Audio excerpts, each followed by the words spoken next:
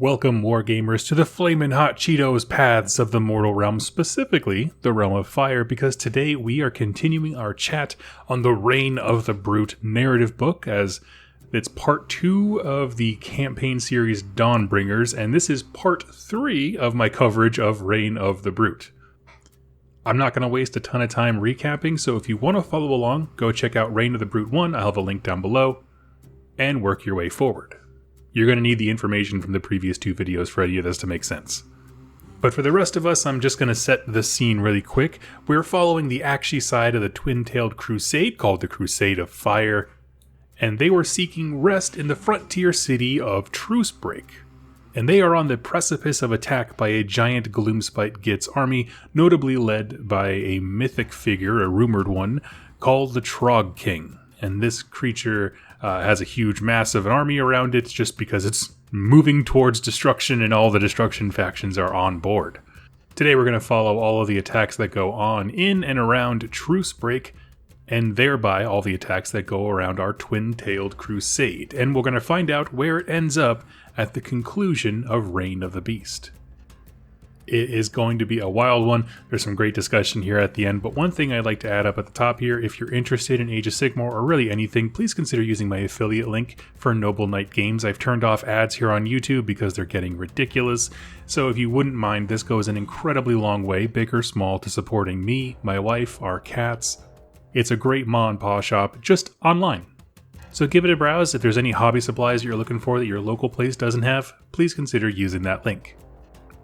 Another thing I want to mention is that I am a part of the Goonhammer Media Network. If you want more tactics, tutorials, all that stuff regarding Dawnbringers or Age of Sigmar in general, go check out Goonhammer. So we left off with Vedra, our new character on Manticore, headed back to Hammerhall to deal with some unrest back there. Something about a Khorne warband. I'm sure it won't be relevant in the future. But here, Pontifex Zenestra, leader of the religious arm of the Fire Crusade, is subtly taking control. And in terms of rank, it's important for this story to re-emphasize there's a disconnect. She isn't the highest ranking military officer. That goes to a guy named Marshal Malkorn. But she is the head of the church, which contributed an immense amount to this crusade, and in the minds of many Dawners and more of this Free Guild army, she really is the sole authority. So they're kind of like equal rank in terms of social standing, one of the military, one of the church, so it's not clear who really has like true authority. But Pontifex Zenestra has the hearts of the people. And this is rough for the Marshal because he's looking for opportunities to regain some measure of standing and control of his own army. And so when they arrived at Trucebreak and they were told about this giant Gloomspite Gitz army bearing down on them, Malkorn sees this as an opportunity. I'm going to go out there, crush this army, I'm going to be the defender of Trucebreak, it's going to be awesome. But something of note is that Malkorn wants to go outside the walls to fight these creatures the way that he was taught in the military academy, which we'll be talking about here in a second. There is a nearby defensible position called Mander's Crest, sort of like a basin in this stretch of mountains. There's really one clear path to it, through an uphill craggy peak, and 3 sides of this area are naturally defended by like lava flows and rocks. He's got some cog forts, he's going to act as a bulwark and really just set it up so that as the Gloomspite Gitz are traveling across this little section, they can just be absolutely blasted with fire. It's a solid plan. All the military minds are like, haha, yes, this'll do it. But instead, Pontifex Zenestra is saying, don't do that. Why would you leave the walls of the city? Stay here, defend this, and then we can move our campaign on. And so let's focus on Malkorn's stand, right? He's like, nope, this is my chance to get some cred amongst my troops. I'm going to do it. And so, as we mentioned before, he was trained in the military academies of these cities of Sigmar, and his attack plan that we mentioned reflects this. I made the joke last video, but it really does bear repeating. This is essentially the Oops All New Kits army, right? Iron Will Artillery, the Fusillades, the Cavalry, all the things that were mentioned in that initial Cities of Sigmar box with like the cool battle tome inside.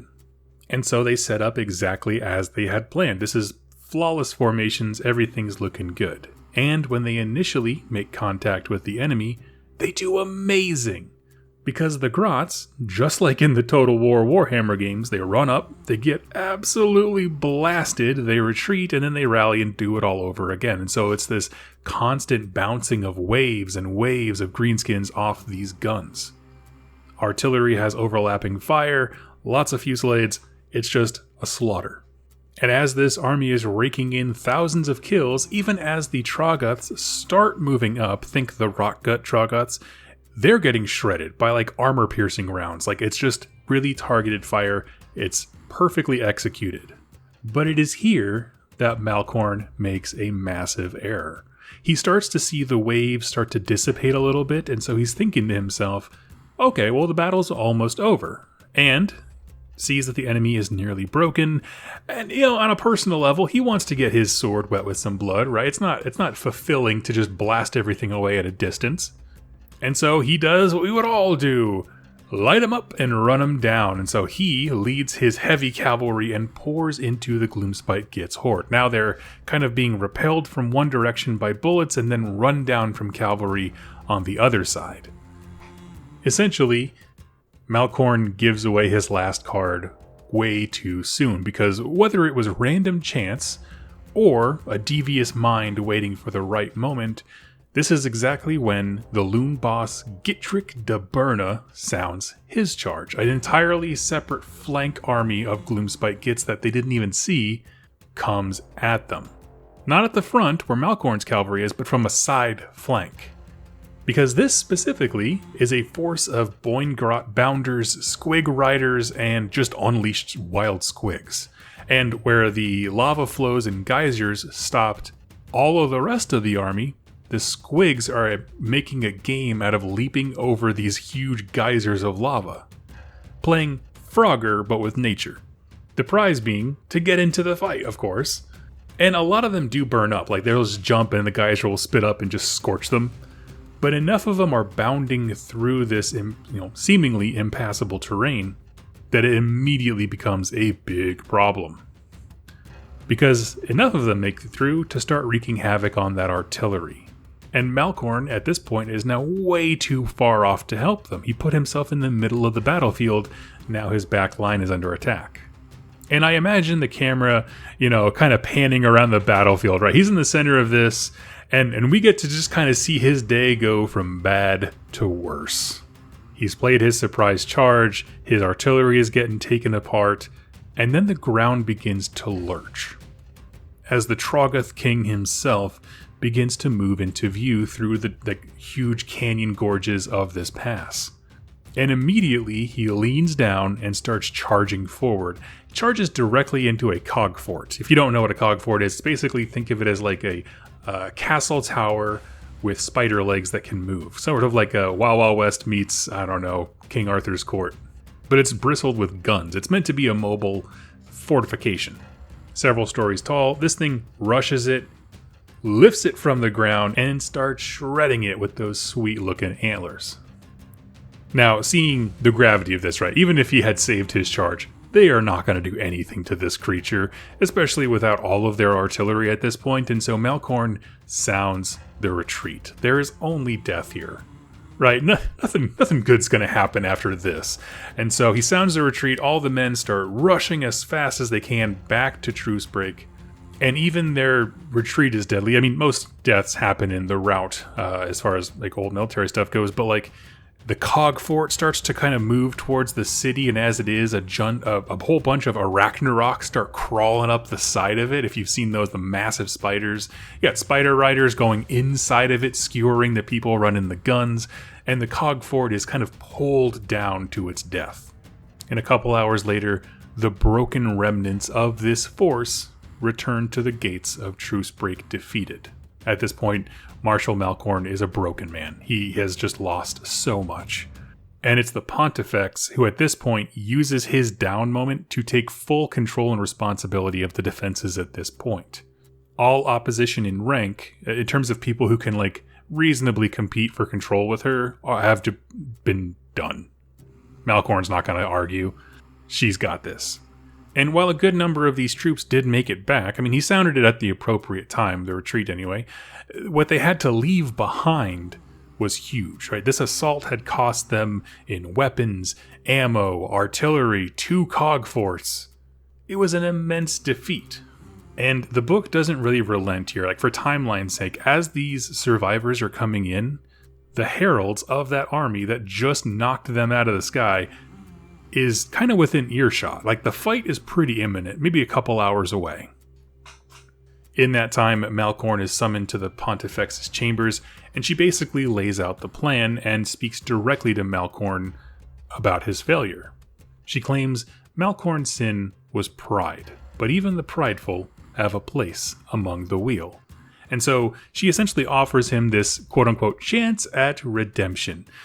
Malcorn, if you want to redeem yourself for the inexcusable loss that you just suffered for no reason, where you basically shattered the military might of this entire Uber crusade, you can redeem yourself by stalling them.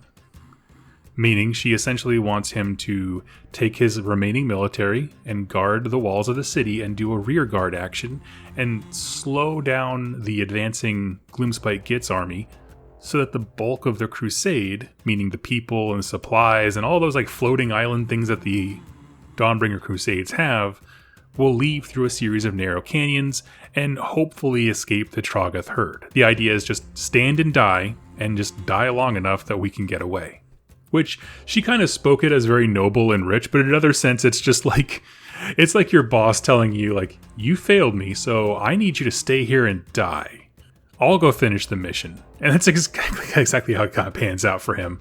Malcorn essentially rallies whatever defenses he can. The Dawnbringer Crusade runs out the back. They're traveling down a narrow passage. And now Malcorn is essentially doing a last stand to keep this Troggoth army, or Gloomspite Gitz army, from reaching them. And the defense that is mentioned here is pretty stellar. Like, the Grots are running up against the walls, trying to scurry up the sides. They're like pouring liquid metal from the sides of it, and there's like searing and immediately, statuizing, I guess, all of these Gloomspite Gitz. Same cannons that tore apart Troggoths are roaring. They're killing hundreds of them, but as the sun began to fade, a sickly glow kind of filled over the battlefield, and that was because the bad moon was following them. Like I said, this guy had a bad day that just kind of kept getting worse. So these defenders kept getting pushed back and back, essentially to the end where they're just kind of huddled around their ammo caches, fighting to the last, kind of in it's like sequential waves of firing, just a doomed defense. So with his last act as Marshal, Malcorn is looking to spare his men the torture of these Grots, and so as they're huddled around this ammunition crate, he turns his pistol to it and detonates it, essentially killing him and all his men, as well as, hopefully, a huge Gloomspite Gitz army that is around them. And from a cliff right outside of the gates of Trucebreak, Pontifex Zenestra sees this explosion, lights up the whole sky. But she knows the Greenskins won't be far behind. And they're getting closer by the moment. It's a rabble. They're just moving in a straight line. No matter how hard he fought, he was never going to buy them like a ton of time. I mean, already as the Crusade is trying to run away through these canyons, they're getting pinged on the flanks by Boingrot Bounders. And as people are looking back at Trucebreak, they see the Trogg King absolutely wreathed in flames and just kind of sauntering towards them. So it's like, oh my god, how could we ever stop this? Right, they reached sort of a cave mouth that they were heading along this pass that they knew about, and the Trogg King is just descending on them. It's like, well, what are we going to do now? Like, how can you escape this? This seems inevitable. And it's at this moment, as the Gloomspite Gitz army is descending on the Crusade, as they move into this tunnel for safety, Pontifex Zenestra goes Super Saiyan. We see why she is the religious power of these cities of Sigmar. She essentially stands up and light exudes from her, specifically in 8 beams of white light that kind of shine out from her in all different directions. And she's just chanting, "The wheel shall ever turn, and so are her faithful." Now, as these white lights are coming out of her, like spotlights, I'd imagine, anytime it shines upon a Dawner, meaning someone in the Crusade, it restores them, heals them, and comforts them. Like, it emboldens them. They're ready to defend and fight for their lives. If the light touches a grot, or Trogg, or anything that's not part of the Crusade, it boils their skin and bursts into white flame. And so we get this imagery of just lasers, like flashlights kind of going every direction. But as she speaks, the beams of light, like I said, 8 of them go out for her, and they kind of have a circular pattern. And if you were to look at this from the air, like down at her in the center, it would look as if she was the center spoke of a wheel. Again, the wheel ever turns. That's part of her magic. It's how it's manifesting against her enemy. So the 8 lights go out in a pattern, and they start to spin as if she was the center spoke and the wheel is now spinning. And this is like scorching all kinds of gets. It's restoring all of the Dawners. And even as the Trogg King approaches, he's like, this is dumb. He walks right through Cogforts. He goes to charge her, and then when the holy power hits it, throws the Trogg King back against a wall, and he erupts into white flame. Now, he wasn't hurt by the fire of Trucebreak. He was in flames, but it was meant to scare everybody else. He wasn't burned by it. But there was something about the magic fire here that actually hurt him in a meaningful way. The first time that we've seen. And so at this point, Zenestra, now having basically pushed back the entire Gloomspite Gets army herself, she orders all of her followers, her zealots, her priests and warriors, to charge the grots and keep the crusade running away. So it's a second rearguard action. She left the whole army there once. Now she's leaving the back half of her religious order, meaning there's still flagellants and priests and stuff in the front, but half of her remaining defenses are standing back here to let the crusade move into the tunnels. And the last of her power collapses the entrance, separating them from their pursuers. And that is kind of where the scene ends. That is the conclusion that we get for the Crusade of Fire in Reign of the Brute. I am positive we're going to follow their story through these tunnels out into the founding of their new city, hopefully. But this was a roller coaster, right? They had a good fight outside the city, and their first milestone turned out to be a devastating defeat. And so let's move into why is this story cool? Specifically, the Aqshy side of the Twin-Tailed Comet Crusade, as we know it so far. One thing for me, I always look for these in stories, is perfect 3-part campaigns. The fight outside the gates, the fight for the city, and the rear guard action. Now, I know that this is a campaign book, so of course it's going to have story structure, but it's going to have missions and things like that. But in terms of story structure, I look for this even in Black Library novels, because it's great to have some context for the kinds of missions that you're playing. So I just wanted to point that out. No matter what rules you use, even if it's a different thing, that format is fantastic for a 3-part campaign amongst you and your friends. Now, from reading it, I feel like the big themes here, at least in this part of the story, is 1, nowhere is safe, right? It's the biggest crusade. It should be the most heavily armed, but we've seen that military power evaporate as Vedra took a fifth of it back to Hammerhall, and now a lot of it was just bombed by friendly fire in Trucebreak as the city fell. So that's certainly a theme. Nowhere is safe. Doesn't matter how many guns you have, doesn't matter where you're headed, how secure the destination is, everything is dangerous. And also we learn that Pontifex Zenestra is not your grandmother's priestess.